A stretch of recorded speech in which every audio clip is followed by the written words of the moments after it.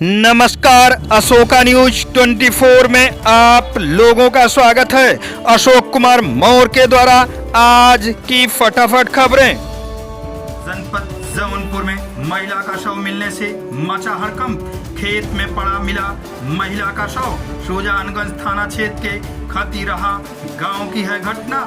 दिनांक 3/11/2024 को थाना सुजानगंज अंतर्गत ग्राम खतीरहा में घर से कुछ दूर खेत में एक महिला का शव मिलने के संबंध में क्षेत्राधिकारी बदलापुर द्वारा दिए गए बयान के अंश। आज दिनांक 3 नवंबर 2024 को सुजानगंज थाने के खतीरहा में एक महिला का शव प्राप्त हुआ। इसकी जानकारी थाने पर 112 के द्वारा मिली थी। मौके पर तत्काल थानाध्यक्ष पहुंचे और ज्ञात हुआ कि महिला अपने घर से लगभग 200 मीटर की दूरी पर एक खेत में मृत पाई गई। महिला के गले में कपड़े का फंदा पाया गया था। महिला को पोस्टमार्टम के लिए भेज दिया गया है।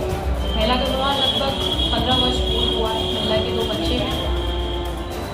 उसके भाई की तहरीर पर विधिक कार्रवाई की जा रही है। मौके पर शांति व्यवस्था कायम है।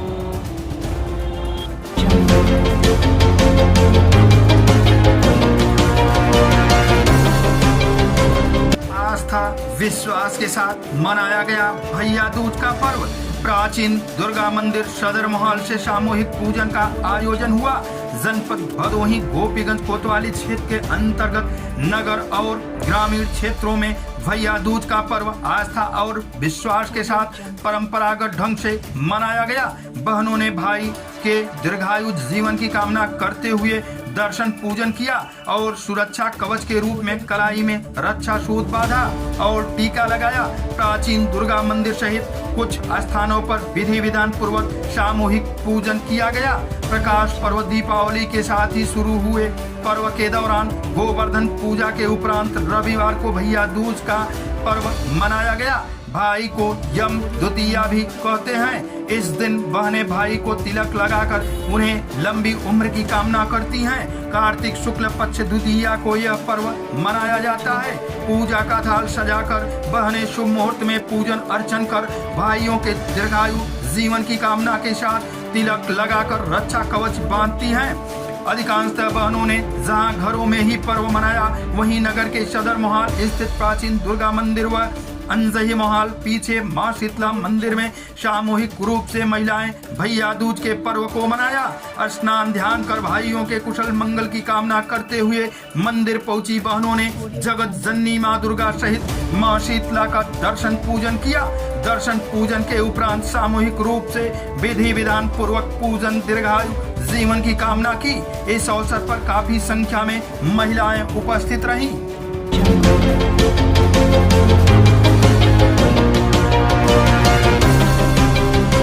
उत्तम चरित्र मानव की सबसे बड़ी पूंजी।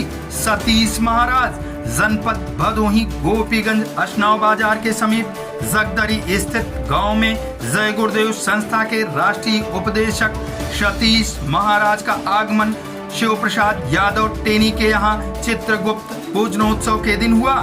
सत्संग के दौरान उन्होंने संस्था के अध्यक्ष पंकज महाराज के वार्षिक भंडारे 12 दिसंबर 2024 से मथुरा आश्रम में का निमंत्रण देते हुए पूज्य बाबा जय गुरुदेव महाराज के अनमोल वचनों को उपस्थित सत्संगियों को सुनाया। सत्संग के दौरान उन्होंने बदलते समाज में दूषित चरित्र की ओर इशारा करते हुए कहा कि आज समाज में बेटे बेटियों द्वारा शराब का सेवन किया जा रहा है, जिसके कारण पूर्व संस्कारित व स्थापित समाज विकृत हो रहा है और पीढ़ियां कर्महीन और संस्कारहीन होती जा रही हैं। भले ही प्रगति हुई हो और बच्चे उच्च शिक्षित हुए, पर संस्कार का पतन हुआ। अपने देश में ही कर्णावती, दुर्गावती व गार्गी जैसी विदुषी हुई। इसी धरती पर याज्ञवल्क्य, राणा प्रताप, शिवाजी, सुभाष चंद्र बोस और महात्मा गांधी, भगत सिंह जैसे अनेक महापुरुष हुए। इन सब महापुरुषों ने भारतीय संस्कृति को अछूते रखने के लिए की आहुति दे दी। इन महापुरुषों का नैतिक बल इतना इनका उत्तम चरित्र और उदार संकल्प रहता, किंतु आज चारित्रिक भ्रष्टाचार की ओर उन्मुख पीढ़ी से ऐसे महापुरुषों के आदर्श की उपेक्षा कैसे की जा सकेगी। सत्संग के दौरान बताया कि पूज्य बाबा जय गुरुदेव महाराज ने 14 मई 1983 को लाखों लोगों को टाट बोरा पहनाकर समाज में चारित्रिक उत्थान के कार्य हेतु समाज की सेवा में लगाया।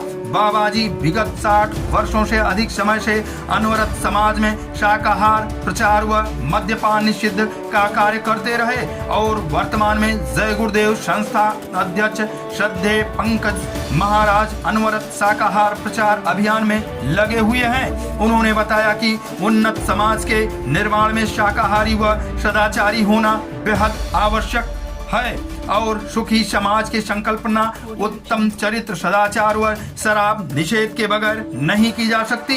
सत्संग के दौरान संचालन जिला अध्यक्ष प्रेम शंकर मौर्य और संयोजक कालूराम यादव रहे। सत्संग के दौरान सैकड़ों की संख्या में सत्संगी उपस्थित रहे, जिनमें सर्वश्री ज्ञान प्रकाश श्रीवास्तव, पुजारी जगदीश चंद्र श्रीवास्तव, बबलू, डॉक्टर ब्रजेश, रमाशंकर, गुलाब, कैशियर, धनंजय आदि लोग रहे।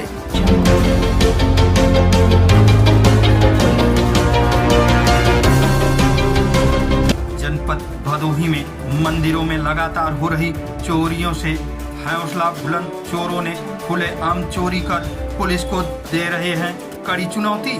श्री नर्मदेश्वर मंदिर में दिन दहाड़े चोर ने दूसरी बार चोरी की घटना को दिया अंजाम। भदोही शहर कोतवाली क्षेत्र अंतर्गत छेतनी तालाब का है मामला।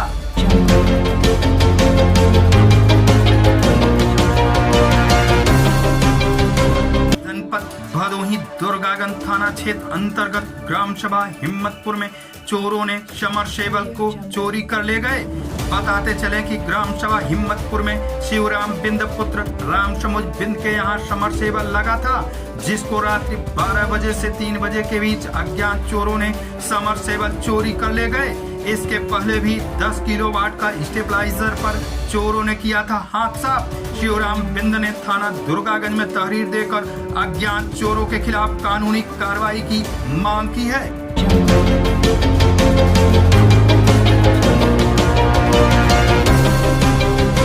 पर्यावरण को स्वच्छ और शरीर को स्वस्थ बनाने का संदेश लेकर गांव में चली साइकिल यात्रा। जनपद भदोही गोपीगंज साइकिलिंग क्लब भदोही की ओर से रविवार को निकाली गई साइकिल यात्रा में शामिल लोगों ने स्वस्थ रहने व पर्यावरण को स्वच्छ बनाने का संदेश दिया। साइकिल यात्रियों ने कई गांवों का भ्रमण कर लोगों को स्वस्थ रहने व पर्यावरण को स्वच्छ रखने के लिए जागरूक किया। क्लब के अध्यक्ष अताउल अंसारी के नेतृत्व में गोपीगंज राम राजमार्ग बड़ा चौराहा से निकाली गई साइकिल यात्रा को वरिष्ठ चिकित्सक डॉक्टर एस यादव ने हरी झंडी दिखाकर शुभारंभ किया।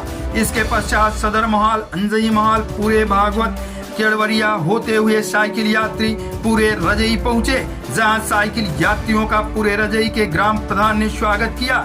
ग्राम प्रधान प्रतिनिधि चंद्रभान सरोज ने साइकिलिंग क्लब की सराहना करते हुए कहा कि जिस तरह पर्यावरण को स्वच्छ रखने के लिए पौधारोपण जरूरी है, उसी प्रकार शरीर को स्वस्थ रखने के लिए साइकिलिंग जरूरी है। वह खुद साइकिल यात्रा में शामिल हुए।